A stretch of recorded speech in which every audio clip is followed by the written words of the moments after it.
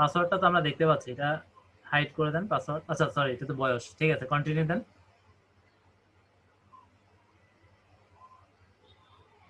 একদম সহজ তাই না? অ্যাকাউন্ট করাটা আসলে কোনো ব্যাপারই না, এভাবে একদম সিম্পলি আপনার অ্যাকাউন্টটা করে নিতে পারবেন। আচ্ছা, অ্যাকাউন্ট করে নেওয়ার পর এটাকে এবার বিজনেসে কিভাবে করবেন আমি একটু দেখিয়ে দিচ্ছি।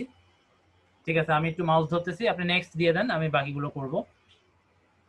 হ্যাঁ, নেক্সট দিয়ে ছেড়ে দেন। আচ্ছা, এগুলো এগুলো ঠিক করে দেন। হাউ ডু ইউ আইডেন্টিফাই, আপনি দিয়ে দেন ফিমেল। হ্যাঁ, তারপরে আমরা দিব ইউনাইটেড স্টেট, দেন ইউনাইটেড স্টেট।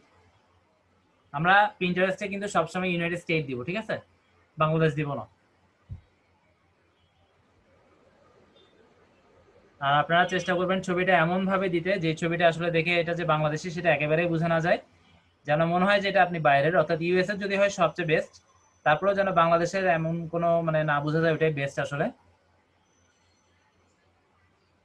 আচ্ছা দাঁড়ান, এখান থেকে এখানে কি টেল আস হোয়াট ইউ, হ্যাঁ এবার দেখেন এখানে কিছু জিনিস আমাদের বোঝার আছে। আমাদের আসলে একদম লিঙ্কডইনের মতো আমরা যত বেশি ইন্টারেস্ট দিতে পারবো ততই আসলে আমাদের জন্য ভালো। তারপরে মোটামুটি যেগুলো আমাদের সাথে যায় সেগুলো যদি আমরা দিই সেটা আরো ভালো।